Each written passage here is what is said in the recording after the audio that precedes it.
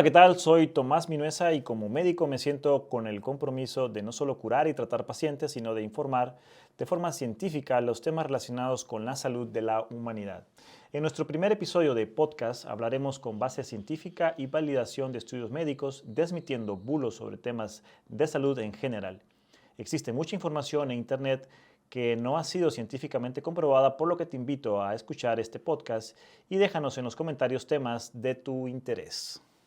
El día de hoy traemos a colación un tema bastante interesante que no es legal en algunos países, pero que está en proceso de legalización, sobre todo en países denominados de primer mundo. Algunos países como España o como Holanda ya han legalizado esto, que es la eutanasia. Es esta manera en que algunas personas solicitan morir debido a una enfermedad terminal o a una enfermedad incurable para evitar el sufrimiento. Así que el artículo original publicado en el Palliative Care en Social Practice del año 2022, volumen 16, del 1 al 11, es un artículo que fue realizado en Francia por los doctores Daniel Lebeau y Anna Bousquet y colaboradores en varias instituciones francesas que se dedicaban al cuidado paliativo de pacientes terminales.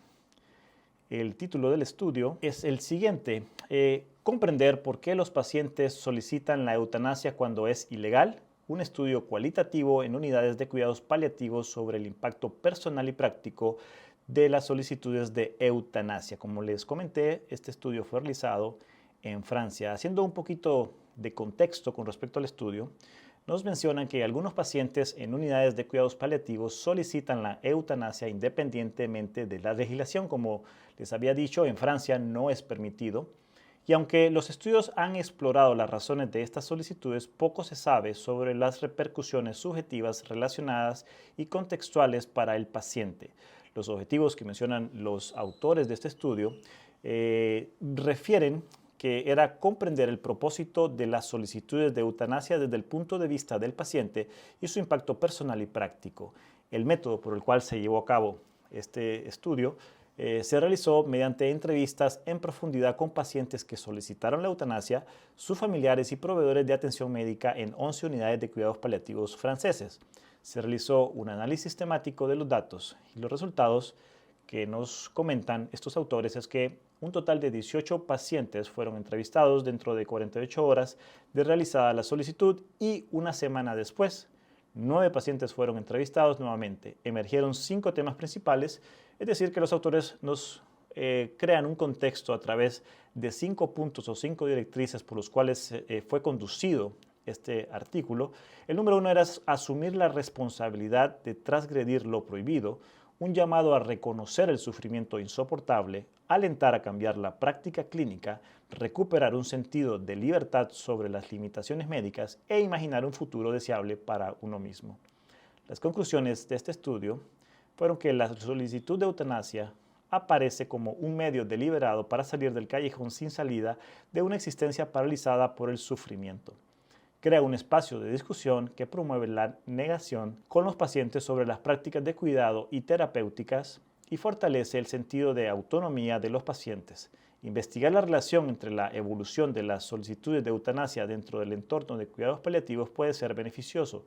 Es importante alentar a los profesionales de la salud a adoptar una disposición a escuchar el interactuar con los pacientes de una manera que no esté momentáneamente orientada a la acción, sino más bien enfocada en una discusión proactiva. Y bueno, desmenuzando un poquito más este artículo que nos pareció bastante interesante, sobre todo porque es un tema muy controvertido, debido a que existen de cierta manera choques religiosos y legislativos en muchos países donde este tipo de procedimiento todavía no está legislado y en muchos no se contempla ni siquiera legislarlo.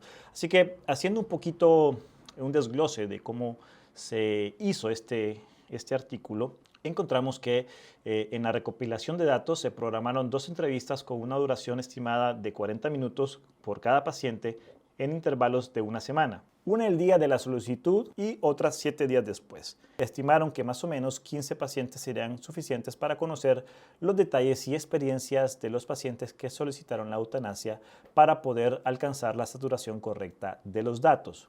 En total se incluyeron y se entrevistaron 18 pacientes. En el primer team hubieron 7 hombres y 11 mujeres con edades medias de 79 años, y esto comprendía un rango más o menos entre 38 años el paciente más joven y 95 años el paciente con más edad. En total 12 tenían cáncer. No especifica qué tipo de cáncer, aunque hay una tabla en el estudio que nos dice cada uno de ellos, pero no vamos a detallarlos. 2 tenían esclerosis lateral amiotrófica. Si no conocías qué enfermedad era esta, pues fue la enfermedad que padeció Stephen Hawking, que es una parálisis que va sufriendo el cuerpo hasta prácticamente hacerte casi inútil. Y 4 de ellos tenían enfermedades de tipo diversos como infartos a nivel cerebral. De los pacientes entrevistados, solo 9 pudieron ser entrevistados en un segundo tiempo, ya que 6 habían muerto durante esta semana y 3 estaban demasiado cansados o desorientados por su propia enfermedad para volver a ser entrevistados. Ninguno de los 18 pacientes, y esto es interesante, expresó una idea suicida o habló de suicidio. De los 5 temas que en un principio ellos trataron de desglosar, el número 1 fue asumir la posibilidad de transgredir lo prohibido, es decir, sabiendo que esto no era legal, cómo esta gente tomaba el hecho de realizarse la eutanasia. Como ustedes saben, en Francia es un país donde la eutanasia no es legal y algunos albergan creencias de que sin embargo es accesible. Algunos de estos pacientes creían que se les estaba realizando de forma discreta, mientras que otros pensaban que era un simple caso de encontrar a la persona adecuada para realizarlo por compasión. Uno de ellos llegó a decir: el médico la última vez que lo vi me dijo que cuando iba a llegar el momento él me podía ayudar y yo le preguntaba pues ¿para cuándo? Otro paciente dijo: no creo que el médico lo haga, pero si me veo desmayado tal vez, no sé, podría hacerlo. Algunos pacientes compararon los cuidados paliativos con la eutanasia debido al uso de analgésicos y sedantes. Muchos de estos pacientes estaban bajo efectos de sedantes muy potentes para eliminar el dolor o para mitigar la sintomatología de su padecimiento, y la decisión de suspender ciertas terapias pasaba por ellos mismos. Pensaron que las unidades de cuidados paliativos serían el lugar adecuado para beneficiarse de la eutanasia. Uno de ellos llegó a decir: yo vine por cuidados paliativos, pero para eso pues pedí venir a esta unidad. Según estos pacientes, legalizar la eutanasia acabaría con la hipocresía del marco legal, garantizando la protección contra posibles abusos de la práctica. Otro paciente dijo: yo no estoy diciendo que esto deba de hacerse de manera sistemática, ya que habrían abusos, rencores y ajustes de viejas cuentas. A mi modo de ver, habría venganzas y represalias, por lo que la ley es o no es muy clara en ese sentido. El segundo punto, el segundo tema que los investigadores trataban de conocer era un llamado a lo insoportable o al insoportable sufrimiento para ser reconocido. El vínculo entre la petición de muerte del paciente y su relación con su cuerpo sufriente y en decadencia se hizo explícito en el relato del dolor físico. Sufrí antes, sufrí después, eso tú, sufro siempre. Es decir, estos pacientes estaban en constante dolor, la mayor parte que lo podía manifestar porque existían algunos pacientes que por su deterioro cognitivo y por su deterioro físico no podían expresar el dolor y probablemente solo se quejaban, pero otros sí estaban conscientes de su dolor. Hay que estar ahí para creerlo, dijo uno de los pacientes, y ahí fue cuando pedí la eutanasia. El sufrimiento físico se originó tanto por episodios agudos de exacerbaciones de los síntomas como por molestias más crónicas como disnea, fatiga, deterioro de la función, disminución de la movilidad e incontinencia urinaria o fecal. Presencia de la transformación y el deterioro de su imagen corporal les causó una profunda angustia. La mayor parte de estos pacientes estaban en un estado bastante depresivo. ¿Eras consciente de los sufrimientos? Yo no salgo nunca más, todo es complicado, ya no puedo caminar, no puedo respirar, no puedo hablar, no puedo comer. Me he visto envejecer 30 años de la noche a la mañana, es lo que comentaban algunos de los pacientes. Y el sufrimiento grabado en el cuerpo de todas sus diversas formas induce una sensación de pérdida de control en varios aspectos de la vida. Todos compartían la sensación de que la vida se había quedado sin sentido.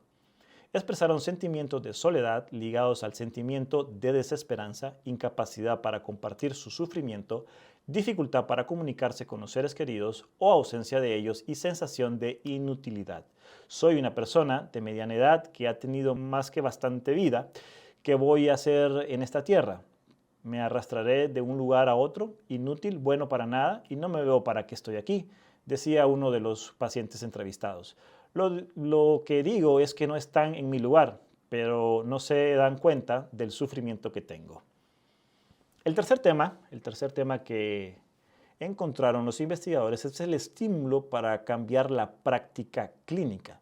De los 9 pacientes que pudieron participar en ambas entrevistas, algunos percibieron un cambio en el cuidado de su salud.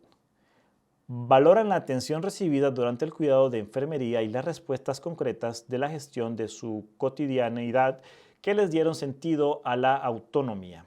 Es decir, algunos pacientes se sentían como un poco más a gusto estando en la unidad de cuidados paliativos cuando fueron entrevistados por los autores de este artículo. El tema 4 era recuperar el sentido de la libertad sobre las limitaciones médicas. Las declaraciones de los pacientes revelaron una búsqueda de control sobre el momento y las condiciones de la muerte. Más importante aún, expresaron el deseo de liberarse del control de los profesionales médicos y del control de la enfermedad sobre su cuerpo. Los pacientes exigieron libertad para pensar y decidir por sí mismos y que se respeten sus decisiones. Aspiro a un mundo donde cada uno pueda hacer con su vida lo que quiera. Creo que es injusto y pretencioso que deba depender de médicos que decidan, no tú ahí, tú te quedas con vida y oye, tú ahí te puedes ir. Eso no me gusta para nada. Me parece muy humillante e irrespetuoso, expresó uno de los pacientes entrevistados. No quiero a los demás que decidan por mí, pero elegir morir plenamente consciente no es asunto de otros. Y por último, el tema número 5 que tocaba este estudio es imaginando un deseable futuro para uno mismo. Paradójicamente, con la eutanasia como meta, los pacientes podrían proyectarse a sí mismos hacia un futuro en el que se librarían del sufrimiento y la ansiedad mientras vivían en el presente. Para mí ha sido un viaje duro y loco. Todo lo que he pasado en los hospitales, que la eutanasia sería como vamos, sigamos adelante, olvidemos toda la violencia y el abuso y la miseria y pensemos en otro mundo, un mundo que podría ser mejor. No sé, terminó diciendo uno de los pacientes. La discusión que llevaron los autores de este estudio tuvo como objetivo aclarar el razonamiento subyacente de las solicitudes de eutanasia. Los resultados destacaron estos 5 puntos que acabamos de mencionar, que fueron asumir la responsabilidad de transgredir lo prohibido, un llamado a reconocer el sufrimiento insoportable, alentar a cambiar la práctica clínica, reclamar un sentido de libertad sobre las limitaciones médicas e imaginar un mundo deseable a futuro para sí mismos. Estas solicitudes influyen en la realidad subjetiva de los pacientes y profesionales, cuya realidad objetiva es la práctica clínica de los cuidados paliativos y el debate social en torno a los cuidados al final de la vida. Este estudio también tuvo algunas limitaciones y algunas fortalezas que vale la pena mencionar. Y las limitaciones que los autores no mencionan que deben de ser consideradas primero es la fragilidad de la salud de los pacientes, que esto pudo haber afectado el periodo de estudio, limitando el número de entrevistas y por lo tanto la disponibilidad de datos sobre la evolución de las solicitudes de eutanasia. En segundo lugar, la conclusión dependía de que los profesionales de la salud transmitieran la solicitud de eutanasia al equipo de investigación y los investigadores tenían acceso limitado a los pacientes. Esto puede haber sido una barrera para el reclutamiento, ya que la selección de pacientes dependía de la interpretación y el juicio de los profesionales de la salud. En términos de fortaleza, debido a su mal estado de salud, este estudio brinda información valiosa sobre una población de cuidados paliativos a los que generalmente les es difícil acceder e involucrarse en la investigación. La metodología fue diseñada para minimizar el riesgo de sesgo de selección al diversificar los sitios de recolección de datos. 2 regiones distintas de 11 unidades de cuidados paliativos en 6 ciudades y permitir que cualquier miembro de un equipo de cuidados paliativos remita una solicitud de eutanasia. Dentro del estudio también en una tabla que no estamos visualizando, pero nos ilustra la fuente de derivación incluso dentro de un mismo equipo, así como la diversidad de pacientes por edad, sexo, patología y lugar de reclutamiento. La diversificación interna y externa aseguró la robustez de la selección de pacientes y nos permitió considerar un buen nivel de poder de información como representativo de la realidad.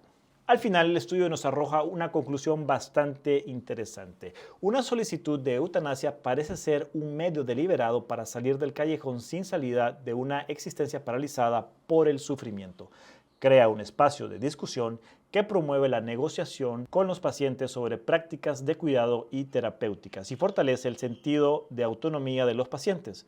Podría ser beneficioso investigar la relación entre la evolución de las solicitudes de eutanasia en el ámbito de los cuidados paliativos. Es importante alentar a los profesionales de la salud a que adopten una disposición a escuchar el interactuar con los pacientes de una manera que no estén momentáneamente orientado a la acción, sino más bien enfocada a una discusión proactiva.